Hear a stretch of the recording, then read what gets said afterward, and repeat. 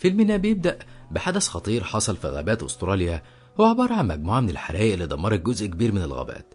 الحرائق دي ما كانتش مجرد حرائق عادية، دي كان ليها توابع كتيرة وخطر جدا على النظام البيئي والتوازن في الغابة.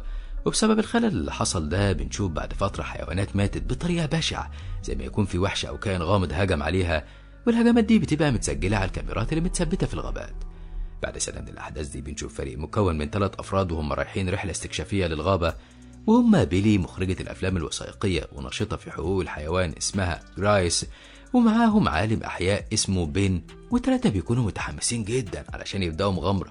كل واحد فيهم بيعرف الباقيين هو دوره ايه وايه الأدوات اللي معاه، وبسبب انهم هيدخلوا نقطة عميقة في الغابة فده هيخلي الشبكات والموبايلات مش شغالة ومش هيكون قدامهم أي مخرج في حالة الطوارئ غير أداة الاستغاثة اللي مع جرايس.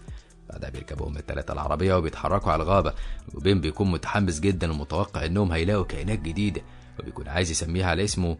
بيقول لهم ان تفكير العالم دايما بيكون مختلف عن تفكير بقية الناس، هو عايز يعمل انجاز يفضل عايش باسمه طول الوقت ويتسمى عليه. بعد شوية بينزلوا من العربية وبيكملوا مشي على رجليهم. تبدأ بيلي توثق كل اللي بيحصل بالكاميرا وبتصور كل حاجة أول بأول، وبين بيبدأ يشرح في الفيديو الأدوات اللي معاه واللي بتشتغل بتقنيات الحركة وفيها مستشعرات متطورة جدا. بعدها بتتكلم جرايس عن أهمية رعاية الحيوان ودوره في النظام البيئي، وبتعرفهم ان الخطر الأكبر على الحيوان هو الإنسانية نفسها مش الطبيعة، وان مهما حصل من الحيوانات البرية أو من الحيوانات المفترسة مش هيكون حاجة جنب اللي البشر ممكن يعملوه فيهم. وبيكون في مناقشة قوية بين جرايس وبين، كل واحد فيهم بيقول رأيه للتاني، وبين بيفضل يتكلم على ندرة الموارد اللي حصلت بسبب الحيوانات المفترسة، ده غير الحرائق اللي سببت خلل كبير في النباتات، وبسبب كده بقى في تنافس بين الحيوانات وبعض على الصيد بعد ما قلت الموارد الصالحة للأكل، وده لوحده قادر يهدم الهرم الغذائي كله. وبتكلم بعدها معاها ان علماء الأحياء اللي زيهم بيقدروا يطلعوا نتائج وأرقام دقيقة من خلال التحليلات اللي بيعملوها، لكن المشكلة ان محدش بيكون مصدقهم ولا عايز يمشي ورا كلامهم الا لما تحصل المشكلة نفسها. وبنشوف ان بيلي بتسجل كل اللي بيحصل ده على الكاميرا بتاعتها وهي مبسوطة من النقاش اللي بيحصل بين 2 علماء في مجالات مختلفة. والناحية التانية بنشوف واحد اسمه جاري وهو قاعد ومولع نار في الغابة. بنعرف ان جاري صياد وبيحب صيد الحيوانات علشان الرياضة وشوية علشان ياكلهم، وبيكون في الوقت ده لسه مصطاد كانجارو.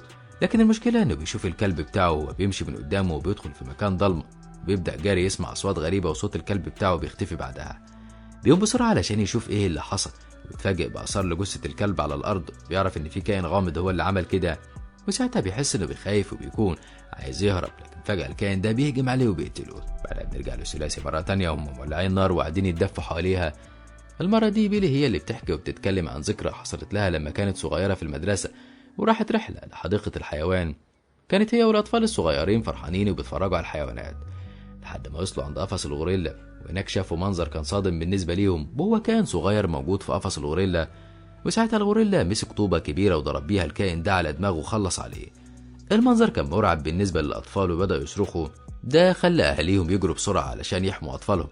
وبتقول إن اللي خلى المشهد أسوأ إنهم شافوا الغوريلا ماسكة جثة الحيوان وبيرفعها عن الأرض وبيخبط على صدره علشان يكون بيعبر عن قوته وبيستعرض.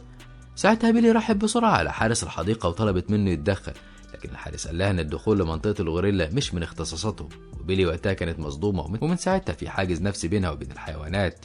وبعد شوية لما بيخلصوا كلامهم بتبدأ أصوات الحيوانات في الغابة تظهر، ده بيخلي بيلي تخاف وبتقرر انها تدخل تنام جنب جرايس علشان بتكون خايفة تنام لوحدها. بتبدأ تحكي لها عن أخوها اللي مات السنة اللي فاتت بسبب حريق، وبتكون زعلانة عليه جدا، وبيفضلوا يتكلموا مع بعض لحد ما بيناموا. تاني يوم الصبح بتقرر المجموعة انهم يتحركوا ويشوفوا الكاميرات اللي متثبتة في الغابة علشان ياخدوا منها شوية لقطات ويوثقوها. بيقرروا انهم يركبوا العربية ويتحركوا بيها، لكن المشكلة ان بعد شوية بيكون في تضاريس واماكن عالية بتخليهم مش عارفين يمشوا بالعربية، علشان كده بيقرروا يكملوا طريقهم على رجليهم ويفضلوا يتمشوا شوية لحد ما بيلاقوا شلال. ساعتها بيقولوا انهم هيقدروا يرتاحوا شوية. فعلا بين بيقعد يرتاح، لكن جرايس وبيلي بيقرروا يتمشوا ويستكشفوا المنطقة اكتر. ساعتها بيلاقوا بيت قديم وبيكون مهجور، وبيعرفوا ان اللي قعدوا في البيت ده كانوا بيدوروا على الذهب.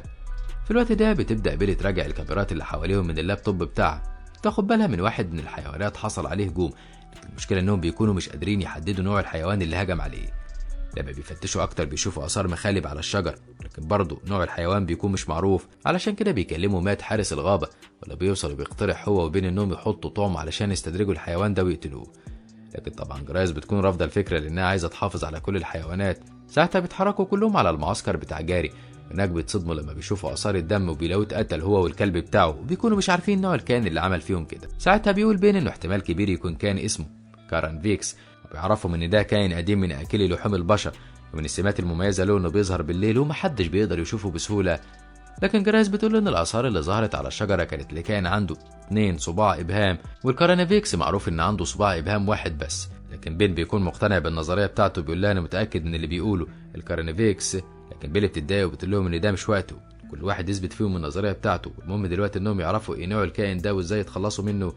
ساعتها بتقول جرايس إن لو كلام بين صح هتكون دي مشكلة كبيرة، وبتعرفها إن فكرة الدببة اللي بتاكل البشر وعندها توحش في الأفلام دي في الأساس مستوحاة من الكارانفيكس، وده من كتر ما هو كائن بشع وقوي جدا. في الوقت ده بيبدأ بين يتكلم مع الكاميرا وبيشرح إن في روما القديمة استخدموا مصطلح الكارانفيكس علشان يعبروا عن الجلاد أو الشخص اللي بيقتل الناس وبينفذ فيهم حكم الإعدام. بيعرفهم إن أساس التسمية جاي من عصر الديناصورات، من واحد من الديناصورات الضخمة والمرعبة جدا. وبعدها بيتكلم معاهم عن التقنية اللي بيتتبعها الكارانفيكس في الصيد، وبيقول لهم إنها مختلفة عن غريزة الصيد اللي موجودة عند الأسود والنمور أو الحيوانات المفترسة المعروفة عموما، وهي إنهم بيطاردوا الفريسة في مساحات واسعة وبيستمتعوا بإحساس المطاردة والصيد. لكن الكارانفيكس بيهجم هجمة مميتة بيقطع بيها النخاع الشوكي وبيقضي على الفريسة بضربة واحدة. وفي الوقت اللي بين بيتكلم فيه ده بنشوف مات وبيقاتل كائن الكارانفيكس وبيهجم بنفس الطريقة اللي بين بيقول عليها بالظبط، وكأن بين بيشرح اللي بيحصل مع مات بالحرف. بعد شوية بنرجع لهم تاني بين وجرايس وبيلي لما بيقرروا يكملوا طريقهم في الغابة، وبيتفاجئوا بماعز بري وهو ماشي في الغابة. لكن فجأة الماعز ده بيتخطف من الكارانفيكس بطريقة مرعبة بتخليهم هما التلاتة يخافوا، لكن بسبب انهم مستكشفين وبيحبوا المغامرات بيقرروا انهم ما يهربوش. وبتفكر بيلي انها تستخدم طيارة درون علشان تصور الكارانفيكس من مسافة قريبة، لكن الكارانفيكس بيتحرك بسرعة وده بيخليهم هما التلاتة يتحركوا وراه. ساعتها بتحصل مشكلة وبتاع جرايس في حفرة بيحاولوا انهم ينقذوها، وبين بيجري عليها على طول علشان ينقذها، وبيتفاجئ بكائن الكارانفيكس بيسحبه. لكن بيلي بتجري على طول وبتروح تجيب عربية جاري وبتشغل الانوار بتاعتها، وده بيخلي الكارانفيكس يتشتت وبيدي فرصة انهم يهربوا. على طول بتجري جرايس وبتقدر تخرج من الحفرة وبتوصل للبيت المهجور اللي لقيوه، وبتكون جرايس مصابة، لكن الإصابات بتاعتها مش خطيرة زي بين اللي بيكون وصل للبيت ومصاب هو كمان بإصابات خطيرة جدا. بيحاولوا هما الاتنين انهم يتعالجوا، لكن المشكلة كارانفيكس بيهاجمهم مرة تانية وبياخد بين. ساعتها جرايس بتجري وبتروح بسرعة على الغابة وبتلاقي بيلي في العربية، بتركب معاها وبيجروا هما الاتنين مع بعض بسرعة. لكن المشكلة ان العربية بتغرس ومش بيعرفوا يتحركوا بيها. بتقرر بيلي انها تدور على حبل وتربطها في الشجرة، لكن المشكلة ان الحبل ده بيتقطع والعربية بتفضل مكانها. وفجأة بيهجم عليهم الكارانفيكس وبيكون عايز يخلص عليهم، لكن بيلي بتحاول انها تدافع عن نفسها وتفضل تضرب فيه بكل الادوات اللي بتلاقيها قدامها. وساعتها بيسحبها الكارانفيكس وبيجرها على الارض. فجأة بيظهر الكلب بتاع جاري وبيهجم على الكارانفيكس علشان يدافع عن بيلي، وبنتفاجئ لما بنعرف ان كلب جاري لسه عايش، لكننا بنعرف انه كان في العربية وجاري بس هو اللي مات.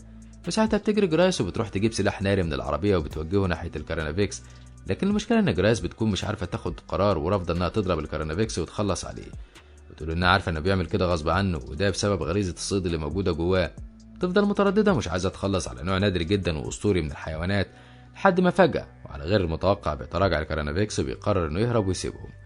وبيلي وجرايس بيكونوا مش فاهمين ايه السبب اللي خلاه يسيبهم ويمشي، لكنهم بيكونوا مبسوطين انهم اخيرا بقوا في امان ولسه عايشين، والدنيا بتمطر عليهم وبيحسوا ان دي اشاره وان دي بدايه جديده لحياتهم. فعلا بيخرجوا هما الاتنين من الغابه وبيكون معاهم كلب جاري اللي كان صديق وفي وساعدهم لما احتاجوه. وكده يخلص الفيديو بتاعنا النهارده. لو عجبك ما تنساش دعمنا باللايك والشير للفيديو، وما تنساش الاشتراك في القناه وتفعيل الجرس علشان يوصلك اشعار بكل جديد بنعمله.